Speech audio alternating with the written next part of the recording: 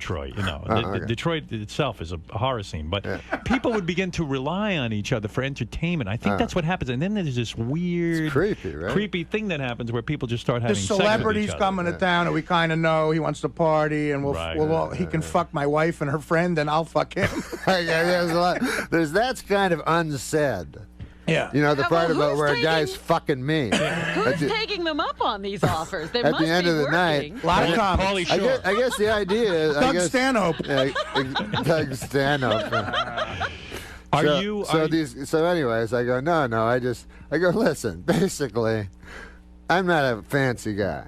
Fred, you know that. Really? I always thought of you as a fancy My guy. thing is, like, for a sexual encounter or something, I like to lie on top of a lady. I don't need a lot of fucking shit going on. One girl will do it. Yeah. Are you currently That's exciting enough for you. Are you That's currently good, in a man. relationship, or are you playing the field? Oh my God. What the fuck? What are you, retarded? Are you really? Like one time I read this. This is the thing I read by a scientist. It was in one of those big science books, you know, or else it was one line in USA Today. I can't remember, but it said this. It said, scientists now say that a man thinks about sex once every 7.3 seconds. Now, of course, that's horseshit. Like, how could that possibly be, you know? We couldn't walk down the street, cock, pussy, ass. You blow your fucking head off by the second day.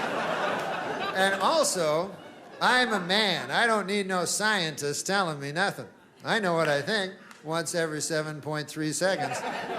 Plus, I don't like when they use decimals like that. Guy could have said once every 10 or 15 seconds, you know, yeah. Prove he was a scientist. But anyways, I know what I think once every 7.3 seconds. I'll just be walking down the street, you know, you're like, doodly-doo, hey, there's a building, doop-de-doop-dee. Hey, look at that, guy wearing cowboy boots over there, how about that? Doodly-doo, wonder if I should wear cowboy boots.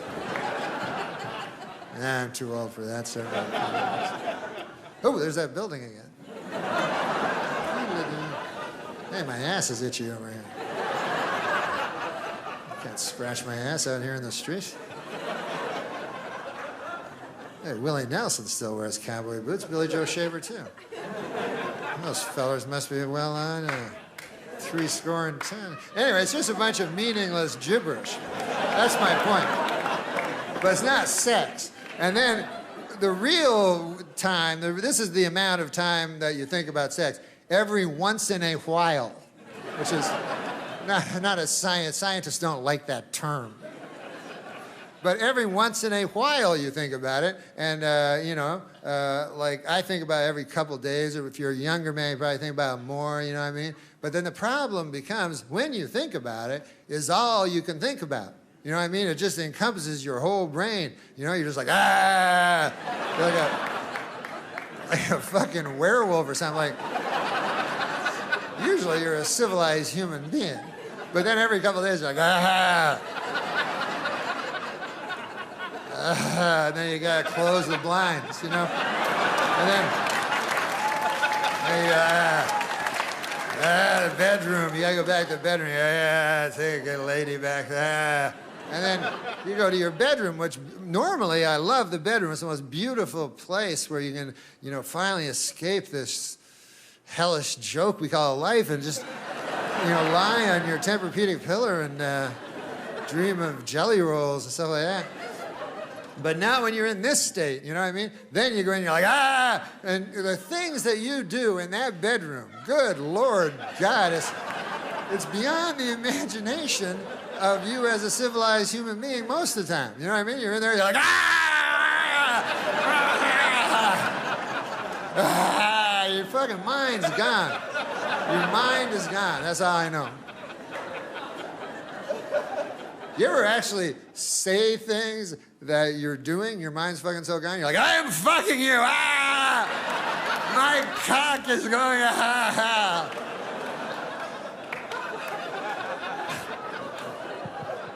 And the lady's like, yeah, I know, whatever. You have to say it.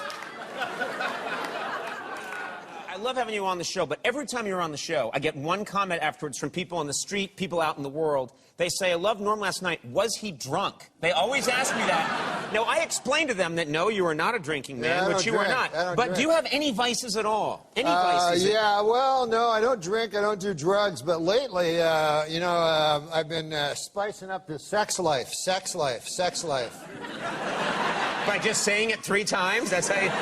That's your method of spicing it up? My method is, I decided to spice things up. I got into, do you know what S&M is? Yes, I know what S&M is. Yeah. It's the sadomasochistic lifestyle. Okay. And so I said, I'll give it a whirl, you know? So, really? I'll give it a whirl? Yeah. Wow. But I'll tell you something about this lifestyle. First of all, the thing they don't tell you is if you're a beginner, you have to be the masochist.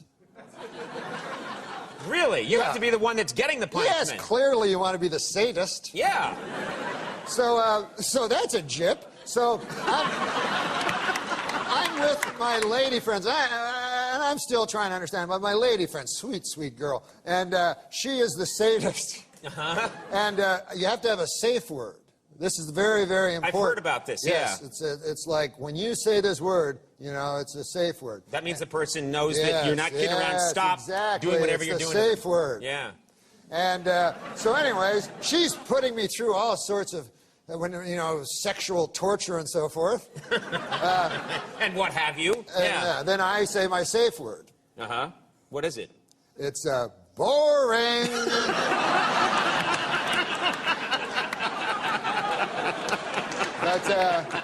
That's a good one. Stupid. I don't like that. I am going to return to my former sexual lifestyle. Well, yeah, what's that? It's trying to find a lady and convincing her to let me lie down on top of her. That sounds so romantic, the way you describe it. I want to lie down on top of you and take a nap? What do you... Doesn't sound I'm just saying I'm very simple. I don't need no, you know, I don't need no where they whip your balls or anything. Okay.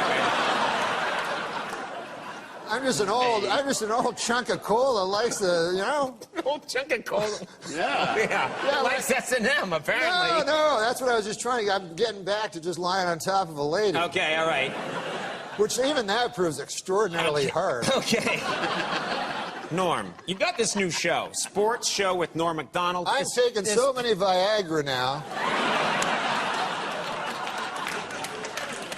I'll tell you this. What's that, Norm? My doctor told me I'm on the same dose that they give to the donkey for the second show in Tijuana. Okay, now listen. For the second show, you know? Why do I continue to have you on? And yet I love it. No, the second show. Sex story? Sure. I went to a strip bar at noon. So I was sitting there drinking a beer. No one there. How was the vibe? Yeah, flat. No one there except the stripper. So the stripper, you know, she's dancing for. I mean, it's but you can hear the sound of her shoes on the floor. It's grim. It's real. I'm living with a girl though, so I say, well, I can't do that. There. So what about you? Oh, she's living with a guy. Oh. And it doesn't matter what color he is, but no, it doesn't. No, he was an Indian. Well, they're very peaceful folk. I mean, prejudicially. Yeah, if they're not holding a tomahawk. So we're in the Trans Am, and she puts her head down on my bag thing, you know. Mm-hmm. Now, I can't even, all I see is a big hood. I don't even know if it's a lady. I'm trying to do my best. I'm trying to remember what she looked like 20 minutes ago. Trying to conjure up the recent memory. It was like my cock was being sucked, but I had no idea. It's like an Arctic experience. It was like Empire Strikes Back, Hoth Battle Gear blowjob. Like when they're in the snow planes, what value is the fellatio? I've never seen those films. You've got to see the Star Wars films, Norm. They're an important part of your culture. You know where I noticed that? What do you call the syndrome? Air stewardess syndrome. I see that air stewardess syndrome at its most stark at the end of a stripper's set. She'll be crawling towards you and then as soon as the song stops, she's just picking up her underwear. What are you looking at, buddy? Can't they keep it going? Ooh, I'm getting my underwear. I'm going back into the locker room. I'm crying inside. Pulp Fiction was like my favorite movie. I've seen it like 100 times. And it was on, I thought it was on pay-per-view. It's on pay-per-view this month? That's right. They show it there, yeah. So the other night, like I ordered it, you know. I called in and ordered it. And then I got the wrong one, and it was that porno one. It was Pump Friction. You know that one? Oh, man. Have you seen that one? No, I mean, no. I don't know what you're talking about. It was all right. It was okay? Yeah, they're different movies. I mean, you know. They're not, really? Like Pulp Fiction is kind of a, you know, a gritty urban fable with strong characters and acting, and you know, Pump Friction is more, it's, you know, graphic sex with guys. Yeah. I could see how they're different. Yeah. It's like apples and oranges. You can't compare them, you know? They're both So good. why would you want to? Yeah. But I called the cable company and about an hour later and complained. They're going to get that straightened out. Yeah, they got that straightened. Good. That's good. Sex is everywhere, though. You can't, you know. You can't. I love porn. Do you guys watch a lot of pornos? There you go.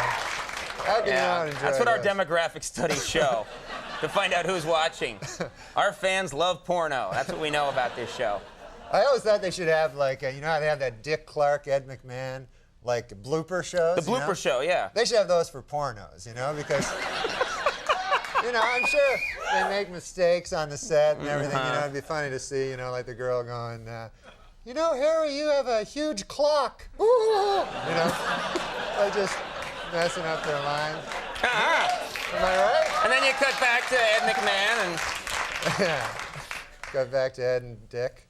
I don't know. That's you don't know what you're doing. You're just riffing here. You don't know. Yeah. You got... I like, actually, you know, graphic sex better than... You know what bugs me is, like...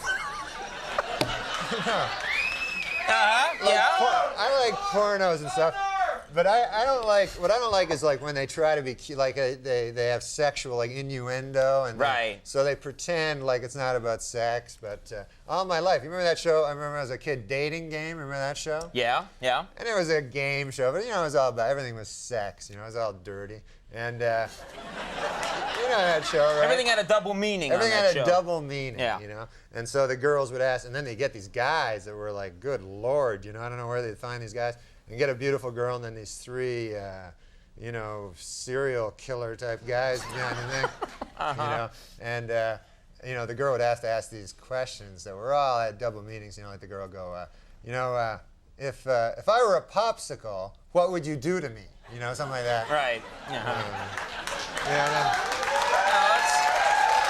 I remember that. Then the guy would be like, well, first I'd, you know, take your wrapper off, you know, if you know what I mean, you know, and then I'd grab a hold of your big sticks there, you know, if you know what I mean, and, you know, and then I'd press you against the counter so you're broken too, you know, if you know what I mean, and then you know, I put half you in the freezer till later, you know, and it was, good Lord, you know, people would be like, shocked.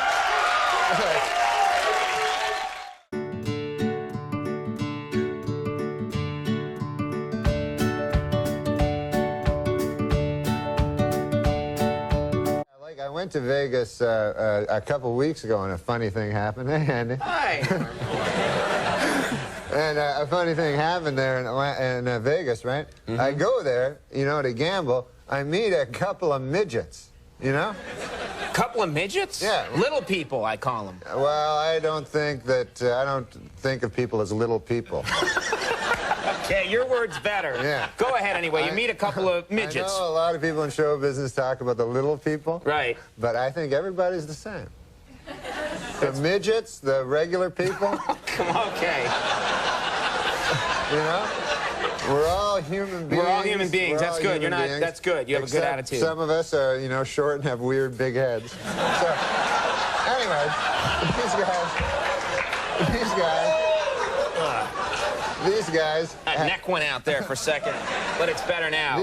These two midgets, man, they were the funniest dudes. And one of them was telling me that him and his buddy decided to get a couple of prostitutes, you know, because midgets, they can't have sex very much with the women, you know. And, so they say, we'll get a couple of prostitutes. I didn't know that, but okay. Yeah.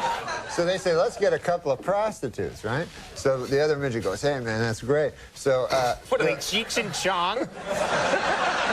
Like you're two midgets, like, hey, dude. Yeah, man, that sounds heavy. Well, you know. All right. So the midgets, the one midget, they get their 2 prostitutes, you know, and they take them up to their room, you know, in the hotel. And so the one midget, he gets in the room with the girl. And they're in separate rooms here? Yeah, separate rooms, but they're adjoining. Right, right. So the one midget, he gets with the prostitute, and he wants to have sex with her, but he'd been drinking a lot, so he had trouble, like, performing, you know? Yes, I know. Right. Nobody knows better than you about that. So the one midget, he gets in with his girl, but he's too drunk to perform, and he feels real bad, right? So then, this is what the guy's telling me, the midget. He goes down, then afterwards, he says, okay, get out, you dirty whore, you know? He blames her, you know? Right, blames her, okay. So she leaves, and then he's feeling all bad, so he listens with a glass to the next room where his buddy is with his prostitute. Right. And he hears, like, in the next room, he hears, 1, 2, ah! 1, 2, ah! 1, 2, ah! 1, 2, ah! Right. 1, 2, ah! Right. Stop doing it. Yeah. Okay. So he goes, oh, that dirty, dirty midget's having some fun sex over there, you know? So... he calls him a midget, too? Yeah. But he's a midget. All right, but anyway. So he feels bad, you know? Right. And the next day, man, he meets his buddy midget at the coffee shop. He goes... And the guy goes... Hey, man, how'd it go last night? And the one guy goes, oh, man, it was horrible, you know? I was too drunk. I couldn't perform with my prostitute. He goes, but it sounds like you had a good time. And then the other guy, midget, goes, what, are you kidding? I couldn't even get up into the bed. I was...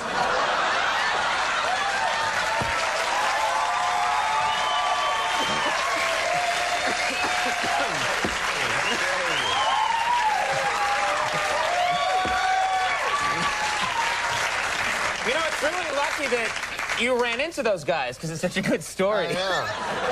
Well, it's a happy ending. They did very good at Baccarat, and they went home. They were happy.